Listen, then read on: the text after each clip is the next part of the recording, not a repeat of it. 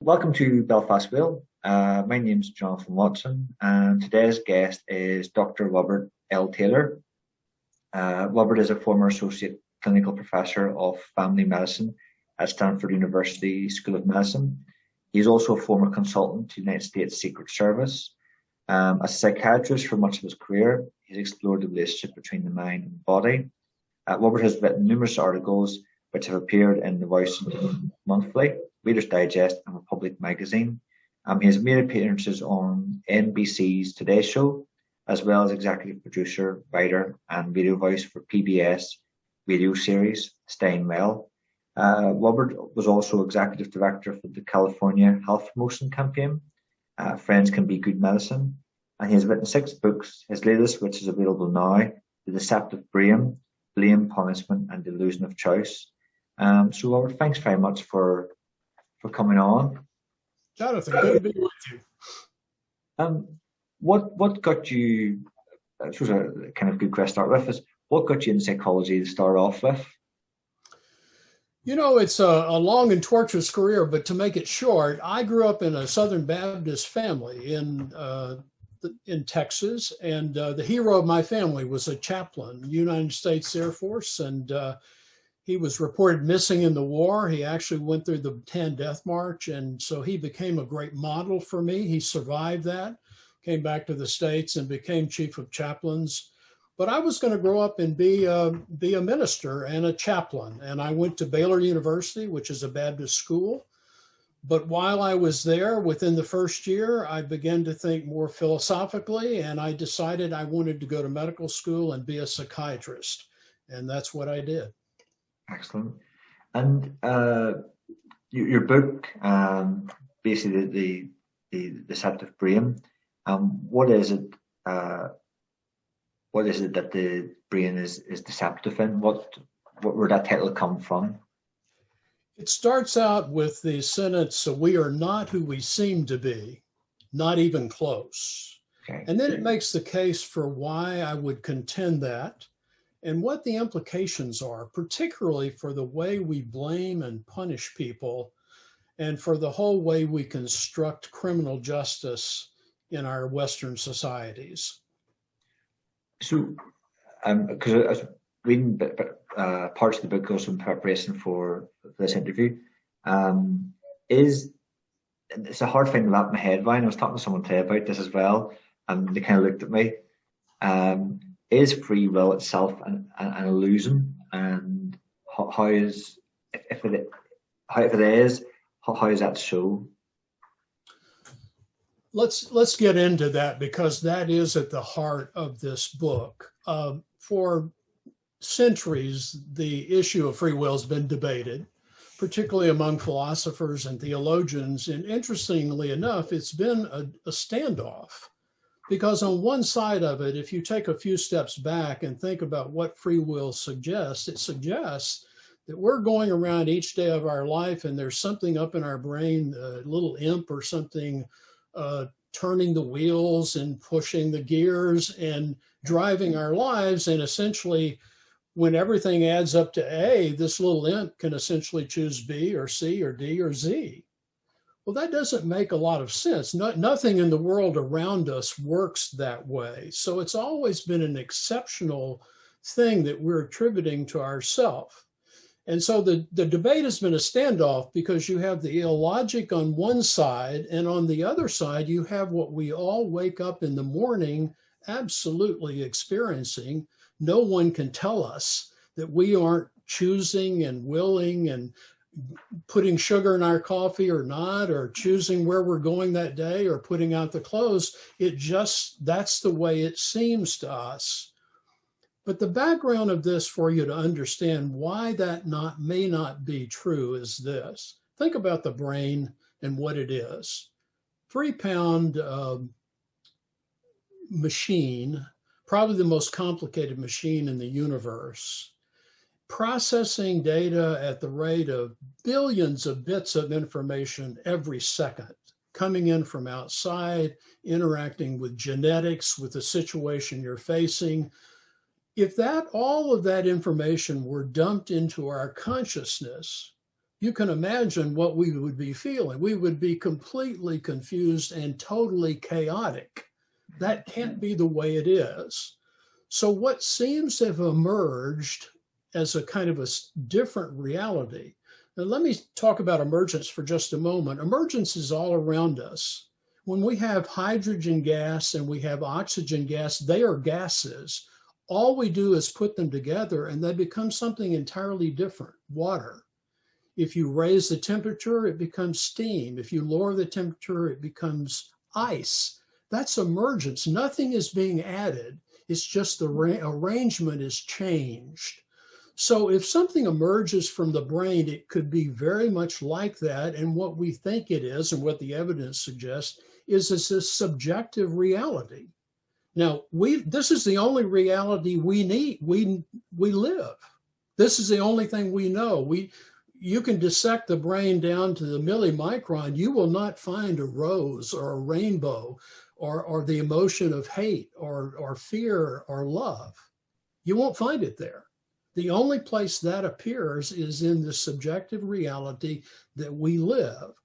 Now, in the brain, these things, these decisions that we think we're making, these actions that we think we're putting into place, they are being recorded in the brain.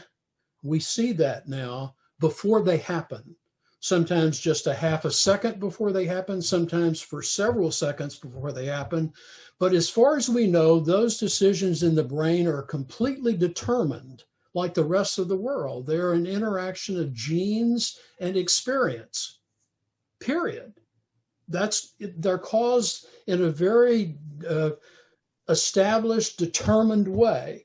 But in the subjective reality, the executive summary that we live, you and I live every day, it doesn't seem that way. It seems like we're making the decisions, but the studies are showing that the brain has already made those decisions. I'll give you just one brief study, and I'll finish with that. Back in the 1930s or 40s, there was an electroencephalographer. He was studying the electrical brain waves. And so he wired people up with these little electrodes that you attach to the head. And he essentially wired them to process what people's decision-making was like. And he gave them a very simple task. He said, I want you, whenever you want to, nobody's directing you, whenever you want to, spontaneously reach over and punch the button that advances the slides in this slide projector. Very simple. What he didn't tell them was that while he was measuring these electrical waves, he was also routing the electrical wave to the slide projector. So all through this study, what he had were patients that were stunned, were absolutely flabbergasted when they would reach out to punch the slide projector and it would move just ahead of them. There are studies like that done in all kinds of different ways. I'm not going to go into them right now, but that's the nature of the evidence that shows us that our reality is after the fact. And it is already strictly determined in the brain. It's only in our subjective reality that we think that we're doing these things. They're already done. We're living stories, and we are chief characters in a story, to put it frankly. Yeah. So it kind of, I think, remember in the book, and correct me if I've remembered this wrong, the brain kind of, as we're born and then as we grow up, we build kind of like our own kind of self-narrative, almost like our own kind of movie. Isn't that right? Yes, it is. It's like a delayed video, but it's a delayed video that's translated into a different form. So, when people talk about delayed videos, they're usually saying, oh, well, that was just delayed, and that's exactly what I saw, but I saw it several seconds later. In the brain, what's happening is there is a version of this that we will never understand because it's in brain language, electrochemical language that's digital in nature. It's not the images and things that we see, that's the translation. So the video's delayed and translated into a different kind of reality. And what the evidence is suggesting, and I'm not mincing words here, it's mincing that the experience that we have, that we live, is a storied experience. It's after the fact, and the self that we see is a figure in this story. That's the way it's formatted. We're hardwired to experience the world that way. And even if tomorrow we found out 100% for sure that free will was not true, it wouldn't change the way we live.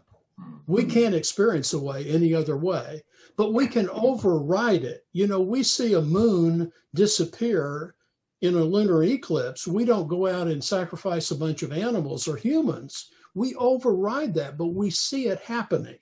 If you and I go see a world champion master magician, and we're sitting on the front row and we watch this person saw this woman in half, we don't get our phones and call 911 and call for the police. We override what we absolutely saw happen. We know that it's not true. Yeah. And that's the way we would be living with the fact that we actually don't have free will, that we are reacting to things and just going along, and we're in the story here. Yeah.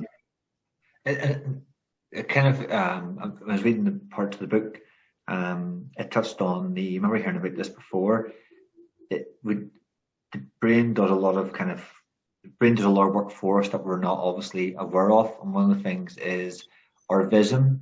Apparently there's like a gap in our vision, which would, if we were looking at an object right now, would be like a black spot. Yes. The brain then fills that gap in. So the brain takes a kind of calculated guess, is that not right? And then it fills that picture as we're looking. As I'm looking at the screen now, I'm seeing a full picture. But if my brain wasn't doing that, I would see two black circles, and then the rest of the picture's not right. Is that? It's a great point, and it's an illustration of how the brain is constantly filling in the gaps. What you're talking about is on the retina, where all the cells are that bring the vision into you, there is a point where they all have to dive back through into the brain. And that becomes a little pencil round shaped point at which there are no receptors. It's just the channels, okay? So that's a blank spot. And if the brain didn't fill in, we would go around always seeing a little pencil black blank spot, but we don't do that. The research that essentially is behind what I'm saying about the illusionary nature of free will essentially finally concludes that there is an interpreter in the left side of the brain that is constantly filling in the gaps. One example is if you hypnotize people and you give them a post-hypnotic suggestion. Let's say a man's sitting there and you say, look, when I snap my fingers after I brought you out of this, I want you to get up and walk over to the door. You snap your fingers, the man wakes up, he doesn't remember what he's been told, and then you snap your fingers and he gets up from that chair and starts walking, and you ask him, why are you walking there? He doesn't really know, so he begins to make up things like, oh, I was thirsty, I was going to go out and get a Coke or whatever. But he won't let it be. He basically will try to fill it in. The brain is constantly doing that. And that is the interpreter working the same way it does to create the self and the subjective world that we live in. It's an interesting thing to think about in terms of dreams. At nighttime, you have dreams and they don't seem to make sense. And one of the ways of looking at this is the interpreter, who is storytelling and interpreting 24 hours a day, is doing the best it can at a time where all the data coming into your brain is minimized. There's not much information coming in. You're asleep. You're dreaming, and it's trying to make sense of something that's just a bunch of non-correlated bits of information. And so it does the best it can to tie it together to make a story. That's an interpreter working with its hands tied behind its back. Okay.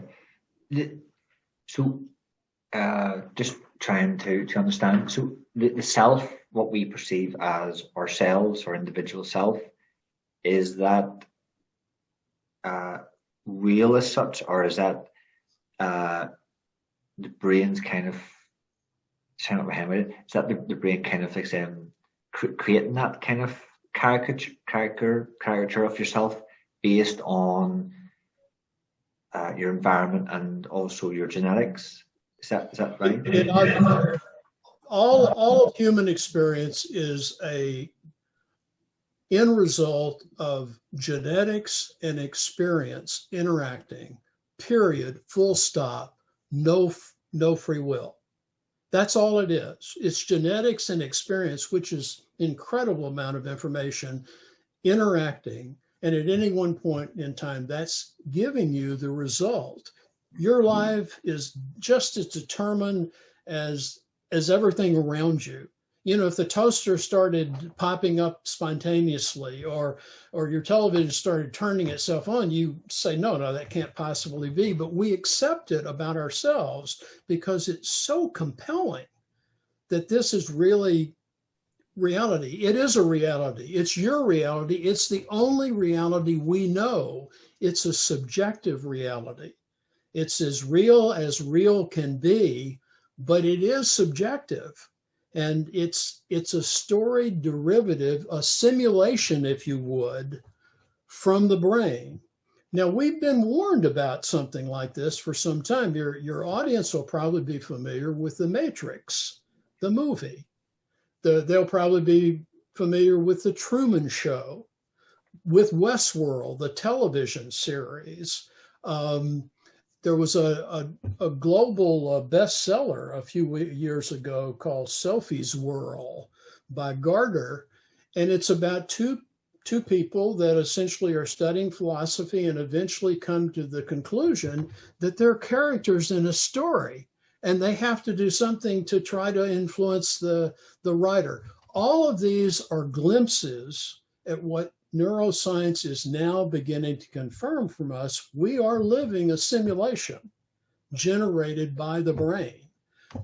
It's as real, and it's the only real that we know. There is no way in the world we can know that there is a rose out there. Yeah. We don't know what's out there.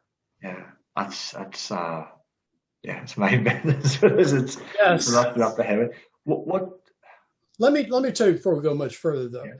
The reason this is important in this book is that free will is the foundational assumption on which we blame and punish. The United States Supreme Court confirmed that a number of years ago, in which it just simply laid out that assumption. It said, look, we're not saying yes or no. We're saying Western law is based on the assumption that we all have free will, that we choose to break laws, we choose to break rules, and when we do, we're blameworthy, and therefore we're worthy of punishment.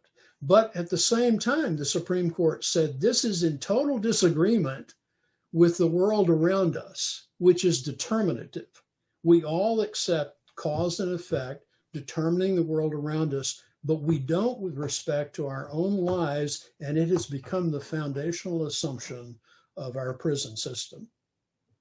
Yeah, that's something that definitely want to take a dive into. With regards to the wider implications,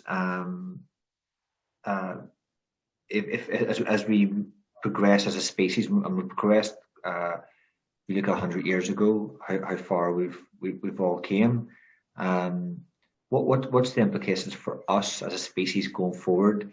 That our understanding is that our free will as such is an illusion. What impact will it have on us overall? Well, you have to believe, there's no proof of this, but you have to believe this simulated subjective world that we live in, that's derived from the brain, it must have adaptive value. There's no reason to think it correlates with the outside world, but it's a story that has enough truth to it to have been incredibly helpful in helping us survive and become the dominant species. So there's no reason to think that won't keep happening. And as I say, even if someone should prove today, beyond any doubt, that free will is really an illusion, just like I'm suggesting it might be, we wouldn't be living our lives any different, but we would be overriding it when it comes to things like punishment and blame. Think about it. A lot of people who've come to the belief that free will is an illusion, these are scientists, some modern philosophers, and so on, they hesitate when they get right up to making it public because they feel like the world will be totally chaotic. I mean, what if we say people don't have free will? Will everybody go out and do whatever they want to and steal and lust and everything? Well, we can't live with that. But they make a mistake. And this is really critical. This is critical to the book, The Deceptive Brain. That's not the choice you have to live with. You can say people are not to be blamed, but everyone is responsible. No one is to be blamed because it isn't a matter of free will, as it turns out. But in order for us to live a social world and so on, we still have to, even if it's arbitrary, assign every person responsibility. That means addicts, mentally ill, developmentalists, everybody has to be held responsible. But when we deal with them, as we do in our criminal justice system, we won't be dealing with them by placing blame on them or punishing them. We'll be doing with them what is required to help them not do this in the future. And we also will realize that some people, whether they're to be blamed or punished or not, will require, as a matter of their being responsible, containment even for the rest of their lives. Yeah. But that won't go on in prisons where everything is done to demoralize people and to punish them more and to isolate them and so on. We'll put people who have to be contained the rest of their lives in livable situations. We'll help them make the best of their lives. We'll help them be as much of a community service as they can. But without free will, and without blame, prisons, the way we do that now, become immoral. We're blaming the victims. In every crime, there are two victims. There's the person who's been perpetrated against, and there's the person who did it, who is the victim of circumstances. Yeah. And you would have done it too had you been in their shoes. Yeah. No, definitely. I want to get it. I've got one question.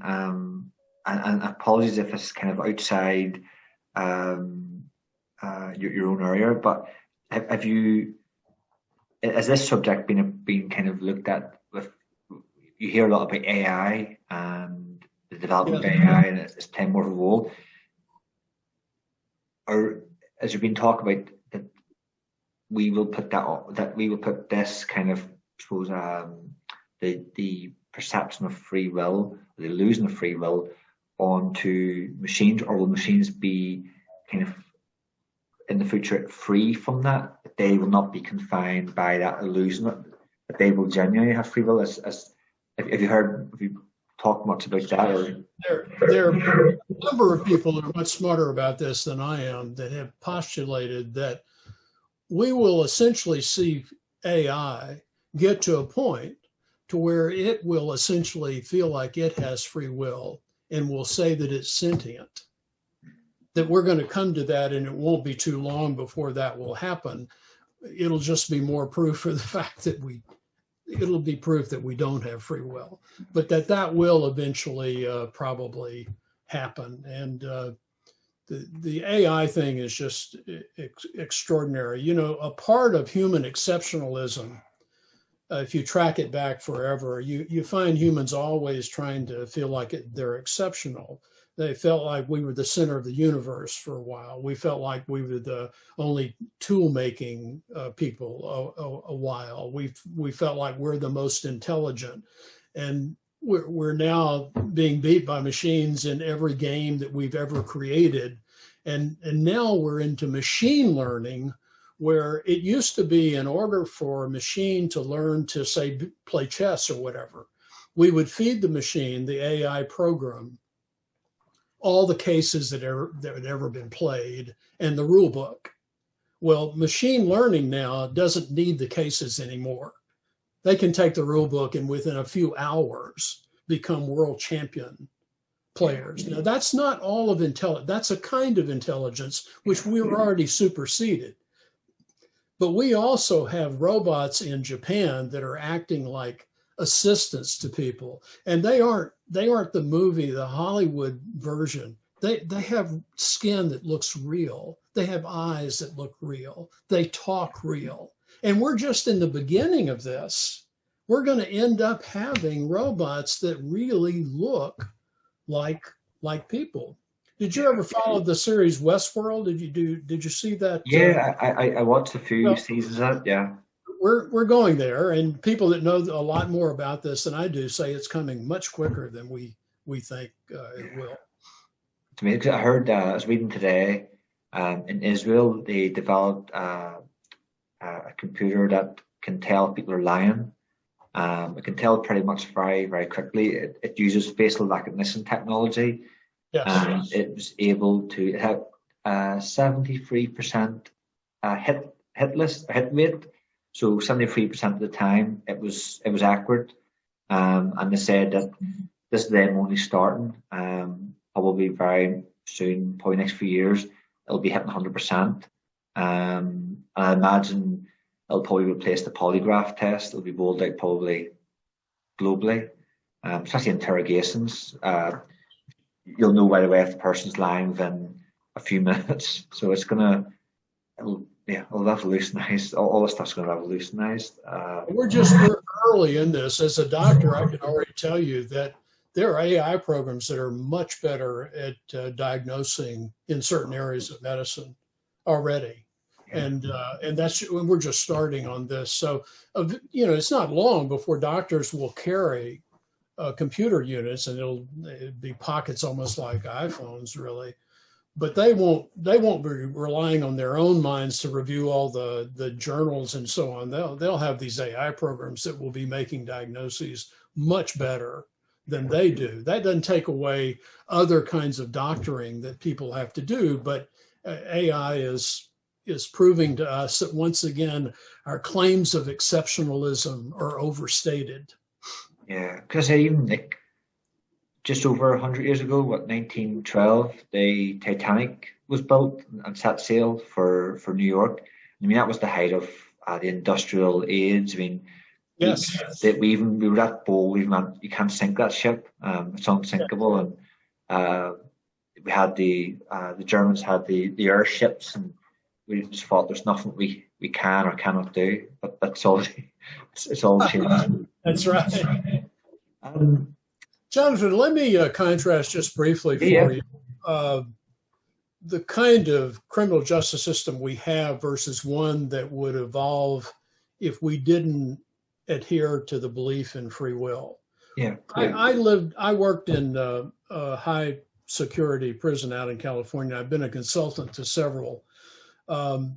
These are living hellholes. They just are terrible. They're concrete buildings in which everybody is regimented. There's no privacy. You live in a little cage of 8 by 12. You're thrown in with a cellie that you may get along with or not. I was consulting on a case. I hadn't seen the person yet, but had been referred into the prison where I was, and before I even got to see him, he went down to the mess hall, and he was bragging to all the people around the table. He said, I've been here only about 12 hours. I already snuffed my cellie. And so some of them went to the guards and said, you need to check this guy out. Sure enough, they went up to the cell, and this man's body was covered with a coat. He was dead. He'd been strangled to death. They had made a mistake. This man had been in another prison for killing somebody because they were homosexual, and they sullied him up with a man who's homosexual, and he killed him within 12 hours. 24 hours a day, if you're in a prison, you have to be concerned about your life. It can come from staff, it can come from other inmates, it can be sexual, it can be physical, it can be death. There's no privacy there, there's no rehabilitation, it's just punishment for the sake of punishment. And I don't know if you know this, but worldwide, we represent 5% of the world's population. We imprison 25% of the imprisoned people, 2 times as much as Russia, 3 times as much as Iran, 10 times as much as Germany and Norway. We just are the kings of putting people in prison, and all it does is end up criminalizing them. If you aren't a criminal before you go to prison, you become a criminal in order to survive. And then when you go out, you black box, so you have to check that you've been in prison, and you have no money and you have no social support. And so your chances of going back in this country, recidivism rate about 40% a year, 75% over 5 years. That's the system we have now. We spend huge amounts of money. It doesn't reduce recidivism. It's just a terrible kind of thing that we pay so much money for. There would be an alternative to that if you didn't hold people blameworthy and you weren't trying to punish them. You would do this an entirely different way.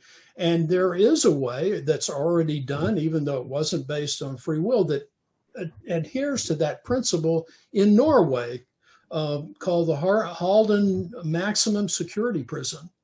No buildings built like we build prisons. Looks like a university campus. Every person has a single unit, a television, can go on free passes, learns trades that have dangerous instruments that you could kill someone. And I'm not talking about a light prison here. These are murderers, rapists, pedophiles, and so on. They've reduced their recidivism rate from over 45 to 22%.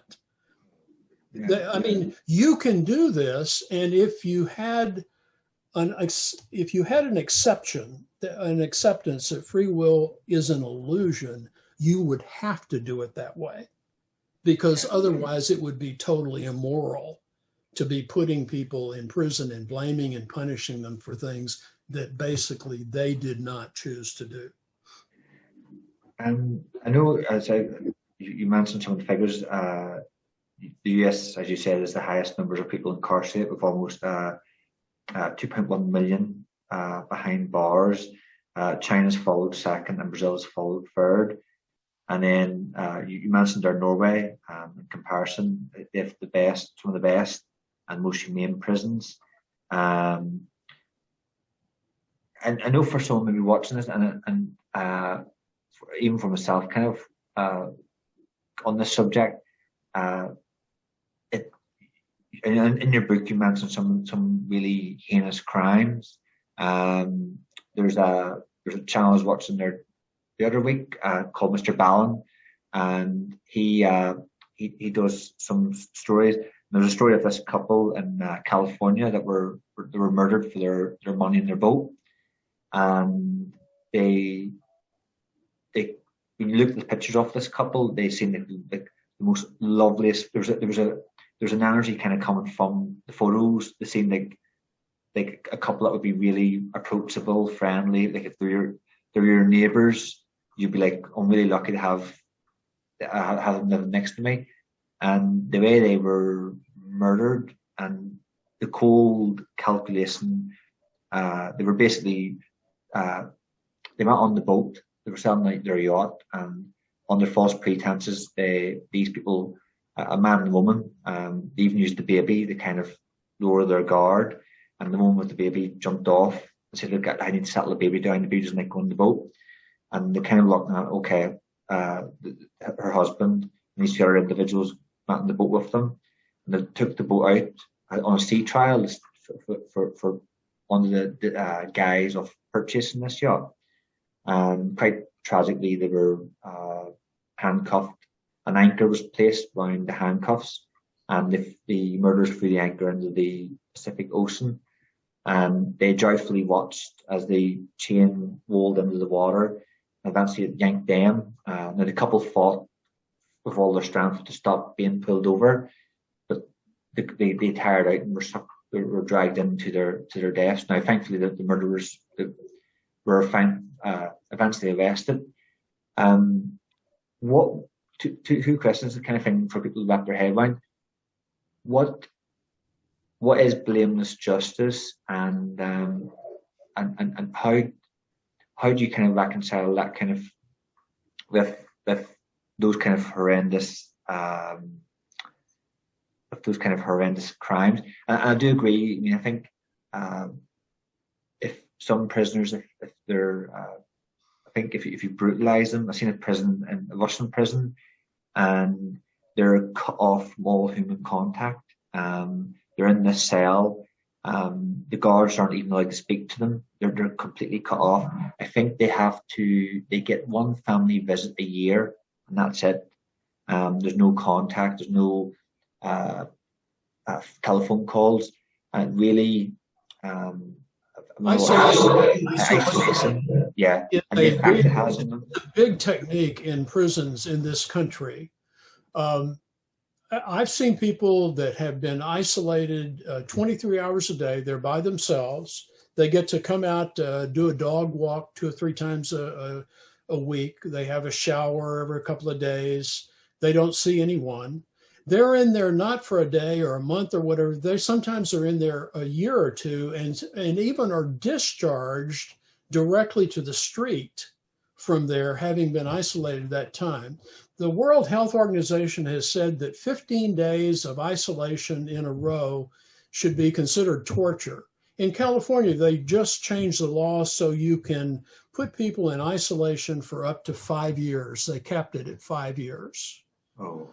Okay, it's just another part of what we do. You've gotten into the issue, though, of evil, and a lot of my friends depart ways with me over this book, because I've written a chapter in here on which I've said that if it's true that free will is an illusion, then we have to look a different place for locating evil. You and I could talk about people that are just done heinous things. Bundy comes to mind. I don't know if you guys knew him here. He was a young, good-looking guy. He gone to Harvard Law School. In about 4 years, in 12 different states, he murdered about 30 women. He decapitated 12, kept the heads in his freezer. Okay. Now, having said that, if free will is an illusion, we're putting evil in the wrong place. We've got to relocate evil outside the individual. That person did what they had to do.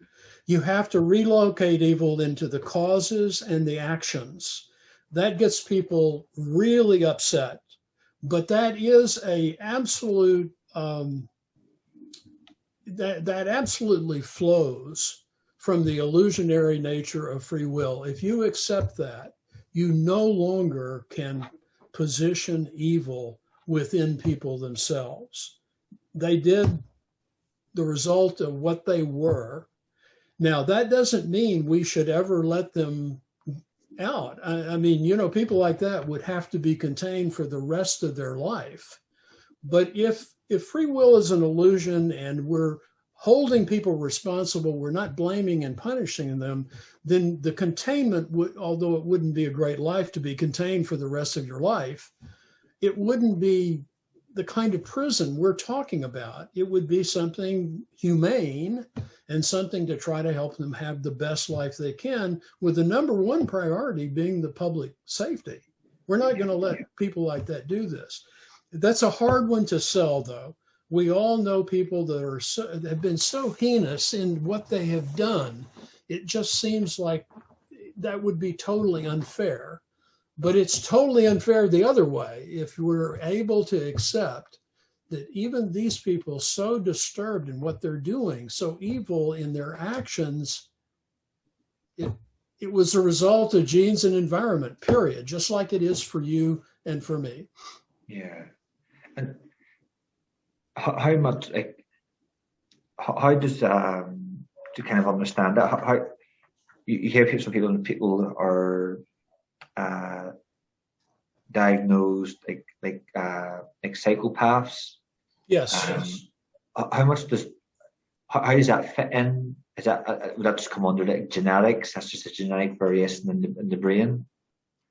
A lot of things are genetic that we don't even know about. Let me throw something in here. One of the contentions of the book is that that's what causes everything. It is simply a combination of genetics, which you're born with, interacting with the experiences you go through, period, full stop. That's what make you who you are and what you do moment by moment. To put it into perspective a little bit about genetics, and remember, we're just early on in finding out what genetics influences. We've got a future where so much of this is going to be turned up that we never dreamed is related to genetics. One study I'll mention, there is a study in Minnesota called Identical Twin Center. They take identical twins that happen to lost their parents at birth. Now, these identical twins have identical genes. They are separated at birth and raised in different families. And so when you look at their lives, you can pretty much conclude that the differences are not genetic because they have the same genetics. And you begin zeroing in on what really is causing them to do the things they're doing that are genetic versus not genetic. This study essentially looked at what causes happiness. And in that study, they looked at things that you and I would have probably come up with. They looked at religion, they looked at political persuasion, they looked at socioeconomic status, they looked at the personalities of the parents, about 20 different factors they looked at. They studied these people for about 15 or 20 years. At the end of the study, they found that those factors that you and I would have put in there accounted for about 3 to 4% of the causative factors operating, giving them their level of happiness. Genetics accounted for 48%. Just one study, but we're going to see more and more of that as the future goes on. There are so many things we don't understand that we're doing them because of genetics. It's not all genetic, though. It's genetic and environment. And people that try to argue, oh, it's all genetic, so they're wrong. But people that argue, well, it's all experience, they're wrong too. This is clearly an interaction. Yeah, it's different. Because there's a fascinating story I, again, came across on the build-up this interview, came across, and I do apologize that I can't remember the man's name. He was a Japanese individual, and when he was a young boy, he dreamt that he was in a cauldron, and there was a figure in this dream that was boiling him to eat. And when he woke up, he wanted to be, he wanted to be on the other side of the cauldron, cooking people, eating. And when he was in school, so this has been like primary school or junior school, I think you guys call it junior school. He would look at his classmates, and he said he would salivate, looking at their legs or their arms. He just had urge to eat them. And when he got older, he followed in Tokyo. He followed a woman home and went round to the back of her house, climbed in through the window. But when he was in there, she was sleeping. He was like, "What do I do now? I haven't planned this bit out." And she woke up, screamed. He got out, but he went to a psychiatrist and says, "Look, I need help." And the psychiatrist says, "Look, you need to be saxoned. You're a threat to people's safety." But the sad thing is, his father was a very influential man in Japan and had a lot of money, and he was able to kind of stop anything further happening. Sent his son off to Paris. Long story short, he ended up murdering a woman in Paris. He befriended her, and he ate her. He ate the majority of it and he kept the rest in the freezer. The bits he didn't want, he put in the suitcase. And as he's walking around Paris with these suitcases, people became suspicious, called the police, and he was put in jail. Now, the judge looked at the case and went, right away, he's insane, put him away. I think he did a certain amount of time and they handed him back over to the Japanese. But through bureaucracy and red tape, they withheld the file. So the Japanese authorities didn't have the file. And without the file, they had to release him. So this man kind of put back in the population. Now, he hasn't murdered anyone as of yet, or not that we know of. And he ended up being like a whale macabre celebrity. He was on cooking shows as a food critic. He was on game shows. And you can see him walking around parts of Tokyo, and apparently he's quite open about who he is, what he is. But to finish off this story, he's adamant that before he dies, he wants to do it again. He wants to eat another person. He has that urge again. So it kind of ties in what you're saying, that kind of like there's someone with obviously clear programming, clear obviously faulty wiring. So makes him. But don't you see, in our system, we screw up all the time. We just had a young man, 17 years old in this country, Rittenhouse, who took his AK-15 and went out to this protest, and before it's over, he kills two men and wounds the other one. And they go through all the jury stuff and eventually render him not guilty. Not guilty. So he can, okay. In the system I'm talking about, where we wouldn't be holding people, blaming them and punishing them, he would never have been, he would have been contained until people could decide that he's not a danger anymore. And then he would have probably given community service for a number of years to try to sort out why he did that and help other people keep from doing that. But he wouldn't have gone scot-free. In our system, he did go scot-free.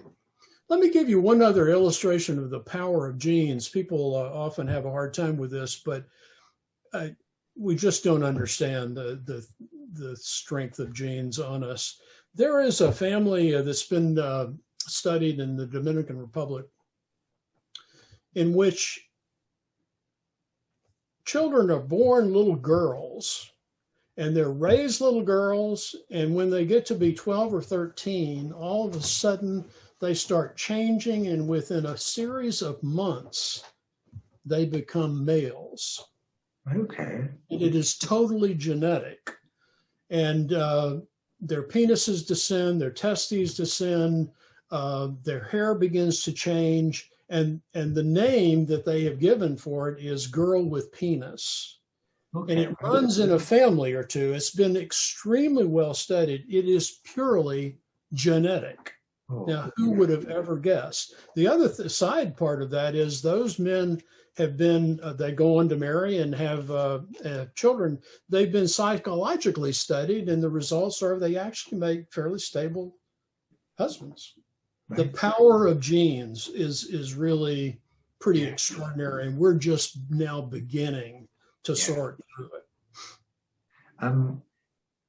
With regards to obviously the justice system, and I know, and please correct me if I'm wrong here, but I know there was an issue in the States where a lot of prisons have been given to private companies, and the private companies are kind of given, I heard there was a case where they were given a particular judge cash incentives to make sure people ended up in prison.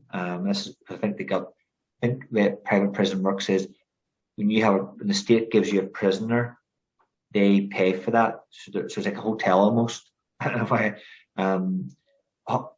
With situations like that where people are kind of being hurried into the system for financial gain on their backs, and yes, people have committed maybe criminal crime and they should go in. How do you begin to kind of reform or change a big system like that?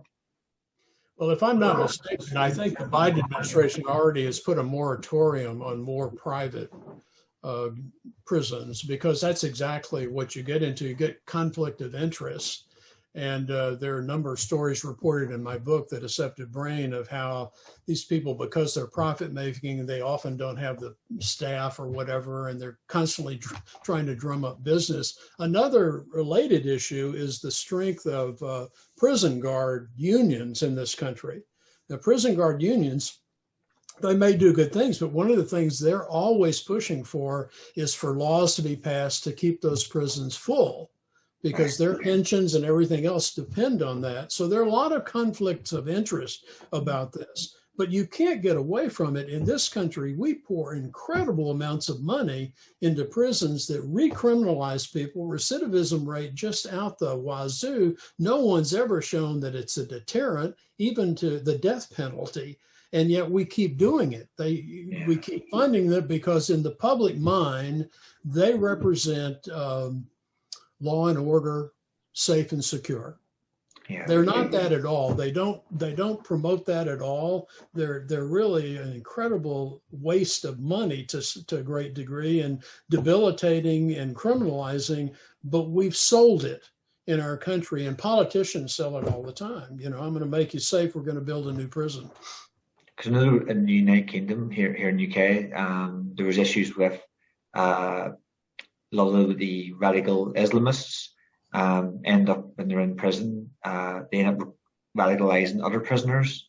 I've heard stories of I think one guy was in for burglary, and he went into maybe Belfast or somewhere like in England, and he said that when he was there was literally this Islamist gang, and they just focus on him and pretty much put a lot of pressure on him to read the Quran and look at their particular view of Islam and become radicalized.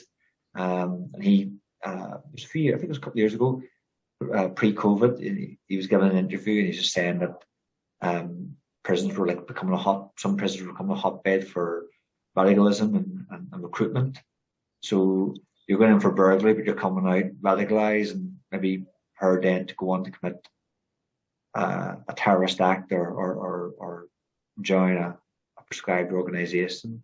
So obviously, yes, I think prison reform would go a long way in the West. And I think going from what you've talked about, parts of the West like Norway are making those steps, whereas the UK, America, we're kind of still got a long way to go to really make a change.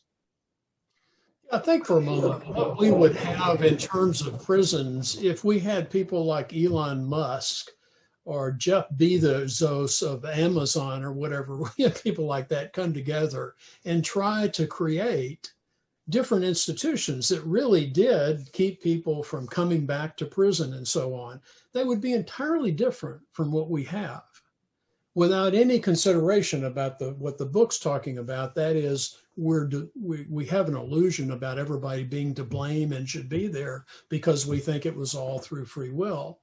But this is so entrenched politically that I don't know how we get out of it. I'm heartened, though, by the Norway experience. Fascinating, absolutely fascinating, that they take some of the most dangerous prisoners and they basically have them in places where they aren't like prisons at all. They have passes, they have family visits, and they do it without incident. And it's just obviously a whole different mental set that they're running their prisons entirely different from the way we run ours. Yeah, I think that's the thing with prisons, and kind of surprised me. I remember I worked in a call center good long while ago, and there was a guy working in the next bay for me, and he just got out of prison, and I remember him boasting about that while he was inside, he had access to more drugs inside than he did outside, and he could literally lie in a cell, completely high as a kite.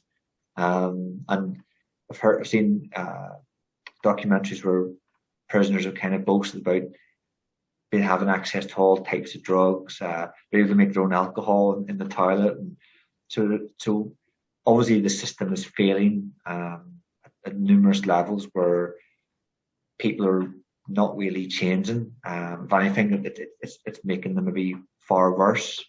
So they're coming out far worse, but probably with a bigger addiction than they did going in.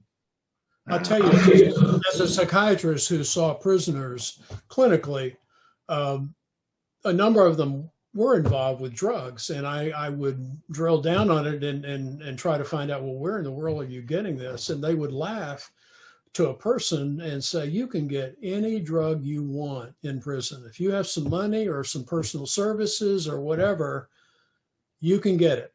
It's just rife with drugs, and I have no reason to think they were wrong about that. Yeah. There's a great movie, and I hope you don't mind me bringing this in. I think it's relevant to the conversation. And I recommend anyone to watch it. There's a great movie. I know it's available in the US. It was on your Netflix, and it's just came here in the UK. It's called Shot Caller, and it's a prison movie. It's a guy in Lord of the Rings who played Jaime Lannister. I haven't seen that. Is it pretty good? Pretty good. I'm not giving too much away, but he's pretty much a very successful lawyer. He's got a lovely house, wife, kid, living the American dream, and through no fault of his own or an error on his part, he ends up going to jail. And it shows you how he's kind of forced to pretty much sink or swim from day one. And it shows you his evolution from this white collar, respectable man to pretty much the main guy in this gang where he's looked up to and feared.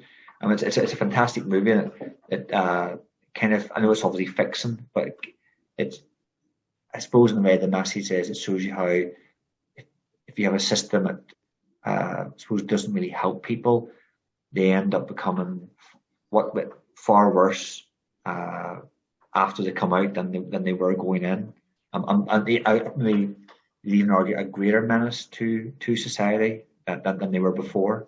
Yes. Well, the recidivism rate is incredibly high in prisons. I mean, the latest I've seen, the sociologist over at the University of Texas here that I listened to, William Kelly, he estimates in the United States the return rate is about 75% for 5 years.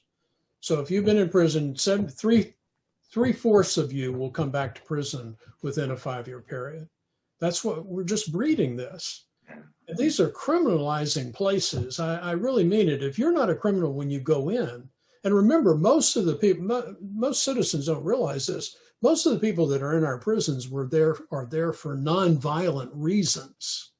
It's not like there's a horde of these violent, cannibalistic people that if they escape, they're going to go out and do terrible damage. They aren't that kind of people. We have a mix of mentally ill people in this country, mentally ill people, developmentally disabled, drug addicted, minor petty theft criminals, and a few gang bosses and serious criminals. That's the mix, and we treat them all the same in the prison. That's one of the terrible drawbacks, and it's one of the advantages if you were holding people responsible and not blaming and punishing them. Then what you would have to figure out is what you need to do to help them not do this again. If they're a drug addict, treat their drug addiction, for goodness sake. You know, if they're an alcoholic, treat that. If they're mentally ill, treat that. Don't throw them into a prison that is essentially treating them all like they're violent criminals. Yeah. There's before I go to the next question, there was a really heartwarming story I seen where, again, a pretty harsh prison. I don't know what all the prisoners are in for, but they're all in separate cells, and the guy who was there, the main guard, they all kind of got to know this guy, and I think he treated them well. He looked after them and would check on their welfare. He took a heart attack. He collapsed. Now, I think maybe due to staffing issues, he was on his own in this block, so there was no other colleague around him. He collapsed, and the prisoners couldn't get out of their cells. They're in individual cells. and they all literally kicked off. They were banging the doors, screaming, raising quite a ruckus, and honestly, the security cameras of the people in the control room heard it, scanned the camera around. Where's our officer? And they seen him on the ground, and they actually let the prisoners out. The prisoners were able to run over and give first aid until this officer's colleagues were able to arrive. And they actually literally saved this man's life. And they could have easily just went, none of my business. I'm going to sit back in my bed and read my book or go to sleep. That's his. But they all band together. And when they were interviewed, they said, like, why did you didn't have to do that? He says, well, he's been kind to us. He's looked out for us. We do as he says, and he speaks to us in a nice way and all of that. So they felt that was a friend that was in trouble. So they saved his life, and the guy made a full recovery. So we heard the story. Yeah. You know, we have a growing problem in this country. I don't know if you have it in your country, but we went through a period several decades ago where we really increased the severity of punishment so that people were getting 20, 30, 40 years in prison as a punishment. And we went to the 3-strike thing, where if you got 3 criminal offenses, even if the third one was a petty offense, you were in for life. And as a result of that, we have a growing population in our country of people that committed fairly petty crimes when they were late adolescent, early 20s, and they are still in prison at 30 and 40 years old. It's just, and by that time, most of them have become entirely different people. You know, some of them are leaders in the prison, as you talked about, and yet we still hold them there. That's another problem with blame and punishment. You're trying to arbitrarily decide, well, how much punishment does this person get? If you're on a holding people responsible position, you're not gonna put them in prison unless they need to be. And if they need to be, you're only going to hold them as long as they are a threat to the outside world. Then you may put them outside and still provide training and stuff to keep them from doing what they did before. The prison system we have now, though, is just, it is screwed up from top to bottom. I tell you, it's terrible. And hopefully I pronounced his name correctly. What does Albert Einstein, Yuval, Noah Harville, Brian Greene, Michael Gazzaniga, apologies, and Sam Harris have in common? I think it's Gazzaniga. Your readers probably know the answer to that. They all believe that free will is an illusion. And I want your viewers to understand this is not an idea springing from a slightly aging psychiatrist's brain here.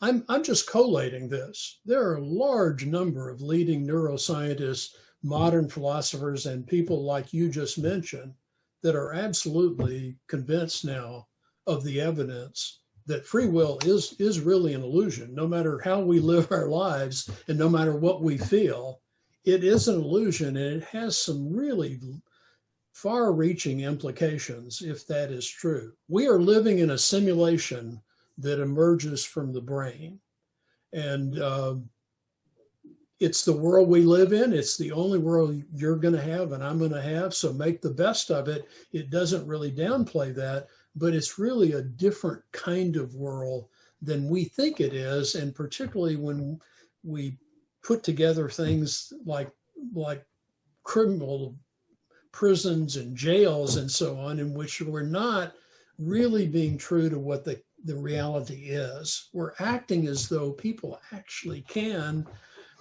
at any moment in their life, they can choose when all the influences that are working on them add up to B.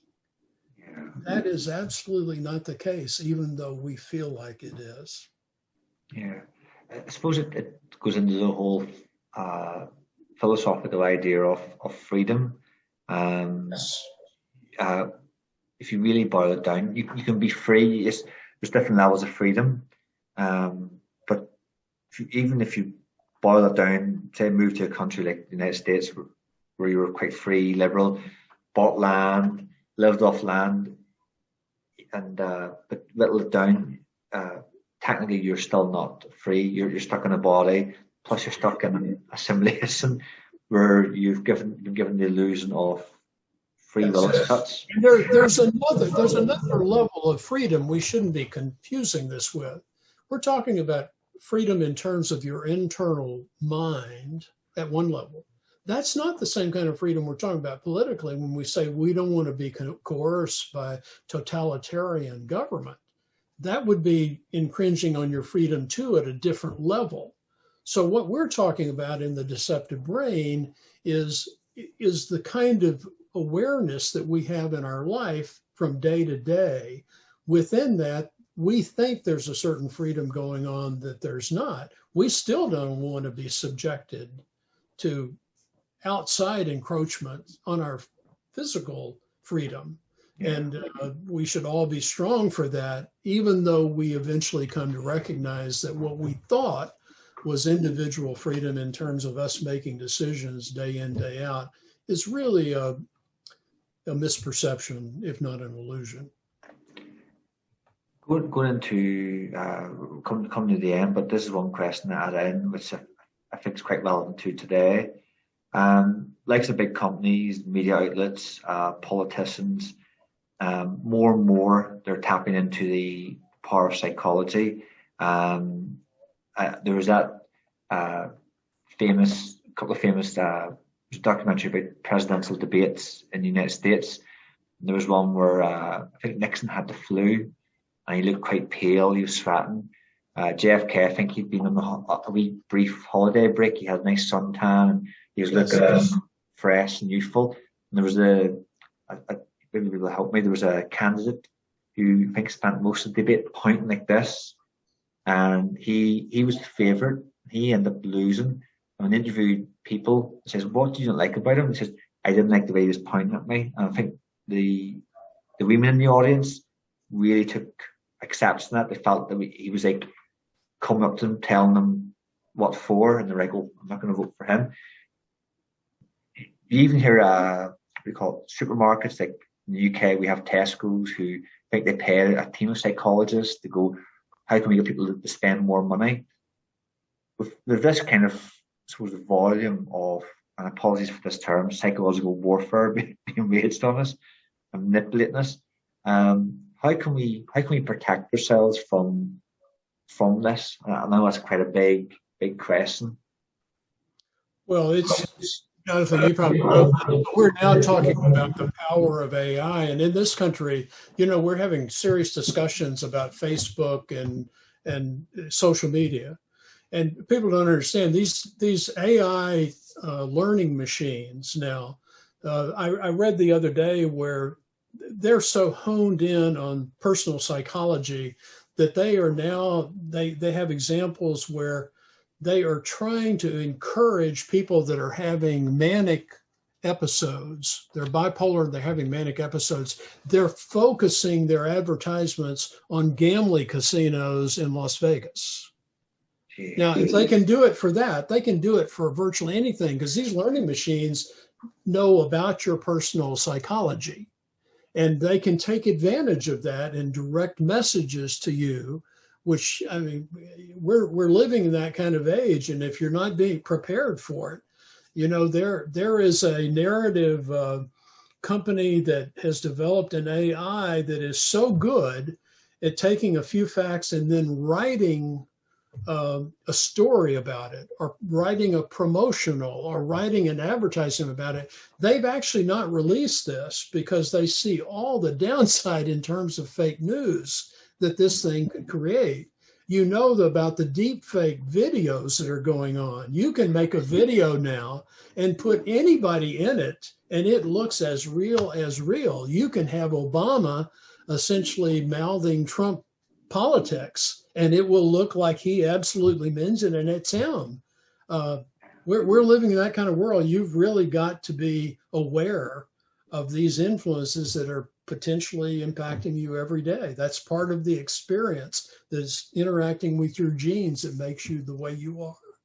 Yeah, because it's, I mean, the world is becoming more and more, you can see the world become more and more polarized. And it's like a kind of like, it's almost like two vacuous, or like two black holes sucking everybody Yes. in. I mean, even the whole COVID thing, COVID's been sucked in, parts of the whole pandemic's been sucked into. Uh, if, for example, you elect to get jabbed or wear a mask, you're kind of pulled towards the left.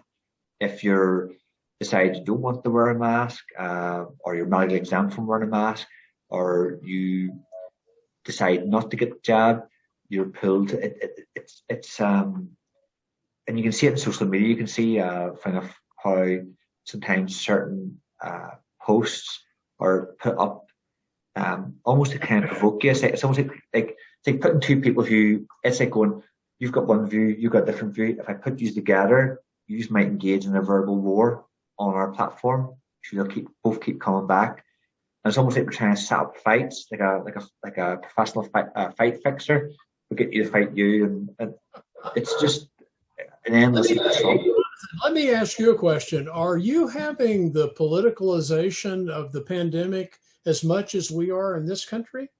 The pandemic now is surging in this country again, but everybody who's getting it has not been vaccinated. It's become a pandemic of the unvaccinated, but there are many, many people, large millions of people in this country who will not get vaccinated for political reasons. Yeah, it's the same here.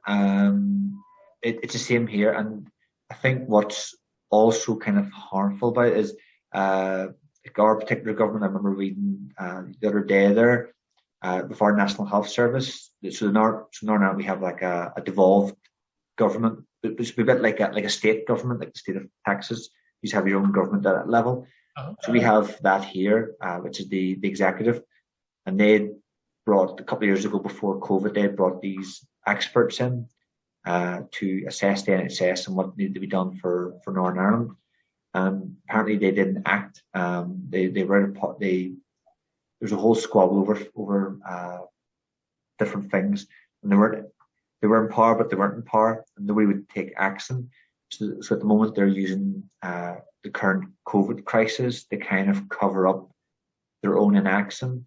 So you have that, and then you also have down political lines, certain views on COVID compared to each other. So it's, yeah, we're having the same polarization here. And then you have Brexit and then Remain. So people who want to remain within the European Union, and then people who want Brexit for the UK to break away from the European Union. So we have that kind of polarization here, and just continuous point scoring against each other, and yeah, it's endless. So it is. Sounds like it's in our country. It's really loose here. It's hard to know how it plays out. But we have two political parties here. But one of the political parties, I think this is fair, has just decided to embrace this, and it's just hard to see how that ends up being a solid base for a political party in the future. But right now it's playing it that way, and obviously feels like it's to its political advantage to do that. What kind of tips, if you were asked, what kind of tips would you give to protect yourself from being kind of dragged into like an echo chamber, or being kind of strung along by these algorithms? I know obviously it's a tall task. I would like to say, just good common sense reasoning, but I have to tell you this, just a week ago, I was long in getting a smartphone. I had a little flip top phone for 20 years. And I finally got an iPhone, and then just a couple of months ago, I got an app for my internet connection, my emails. And about a week ago, I got hacked. People, what happened was, and this is for your audience, people somehow they got into my, through my app, I think they got in and got my password, and they sent out to all of the people that are listed on my email list, one email that said, do you do business with Amazon? When they got a reply back, yes, they said, well, I've got to tell you, my phone's kind of giving me trouble, and I've got this woman I need to give $200 to. I wonder if you would do that for me. Hundreds of people. Now, luckily for me, about half of these emails were not delivered because the emails weren't good anymore. Yes. Half of them were delivered, and most of the people saw that it was a scam, but not everybody. Yeah. Several people sent $200 off into, and they'll never get that. I got up the next morning, though, having had that happen to me, and never had happened to me before, and found that that was the #1 scam being used in the United States right now during the holidays. That's set up. So I don't have a good answer for it, but I'm going to watch more careful than I've ever done. Yeah. You know, it's just cookies are everywhere, and you just have to be as careful as you can, and probably change your passwords as much as you, or more than you would like. But it's all around us. I wish I had a good answer for it, but I don't. Yeah. A scary thing I seen recently was a journalist, a freelance journalist from Australia, Ross Coulthard, and he did a story on hacking, and he met these German hackers, and he says, "Look, would you hack my phone so I could do a story on it?" And they're like, "Yep." He says, "What do you need?" And so he had to hand the phone to him. Right? No. What's your number? So he gave him his cell number, and he said that was all they needed. They were able to get in. They were able to see what messages he was getting. They were even able to turn the phone on discreetly. So if he was with people, he told them he was in correspondence with. He says, "Look, I'm going to a meeting. Just to let you know." And they were able to take a recording of that and say literally word for word what he said just through his phone. They were able to get just having a cell number. They were able to get in on the phone and use it to literally spy. So you could use it as even industrial espionage. You could just say, "What's your business card?" Oh, put in the pocket. So if you have hackers on your side, you could listen to that person's private conversations and the company. I'm here to tell you it can happen to anyone, and I can vouch for it. Yeah. We're coming to the end. So what's next for yourself? Is there another book in the works, or? You know, I wrote, before I wrote The Deceptive Brain, Blame, Punishment, and The Illusion of Choice, I had put my hand down and wrote a novel called Madhouse Blues. And I think I'm going to go back. I've got a couple of things simmering in my mind, and I think I'm going to do that. I have a daughter who's a screenwriter in Hollywood. She wrote the screenplay for Shape of Water, as a matter of fact, that won an Oscar. But I'm thinking about trying to maybe corral her into writing a novel with me. But I think it'll be fiction, my next outing, to tell you the truth. Excellent. No, brilliant. I always ask my guests this, and I hope I don't throw you on the back foot with this one. What would be your mission statement if you had to write it down? Message statement? Or mission statement. Missing statement. Sorry, mission statement. I'm not getting that word. Give me another word for that. What would be your what would you like to be? Did you say mission statement? Mission statement, yeah. Mission statement. I tell you, at my age, it's to live out your life to the full. I'm about to try to go to Patagonia in January and do a 16-day trip in which you hike 10 miles a day. I'm older, and I think I can do it, but at every turn where I see something that maybe I won't be able to do in another year or so, I'm going to put a lot of effort into doing it now. I just feel like you got one time around, and you ought to live it out as full as you can. And that's what I'm going to be up to. And in order to do that, you have to keep yourself fit mentally and physically, or you run out sooner. So I would encourage people to do as much of that as they can. But it's a good time later in your life. You know, you're in the last quarter and deep into it. But things that society has told you that you have to do and so on, you've done it either well or not so well, but it's behind you, and now you can actually decide what you want to do when you grow up. Yeah, no, excellent. Nice one. Just last thing, if anyone wants to get in touch with yourself, or even purchase the book, how can they do that? Great. Amazon is probably the best place to go to get this book now, The Deceptive Brain. And it is in bookstores, but The Deceptive Brain's probably best available at Amazon. And people, they can help me by writing reviews for Amazon if they would. That'd be great. Okay, no, excellent. No, thank you, Robert.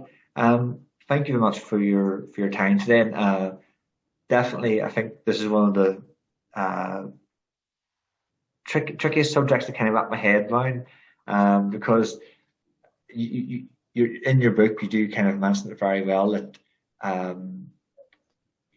you're sitting and you kind of go, but I have free will, I can lift this cup, I can set it down. It's Jonathan, let me tell you, I very much appreciate your handling this subject. Yeah. I know it's not one that's for beach reading, and you did a brilliant job, and it was so good carrying on the conversation with you. I hope you have a great day and a great career doing this. Thank you, and good luck for your trip to Patagonia, and thanks for coming on again. Thank you. You take care. Yeah. Bye-bye.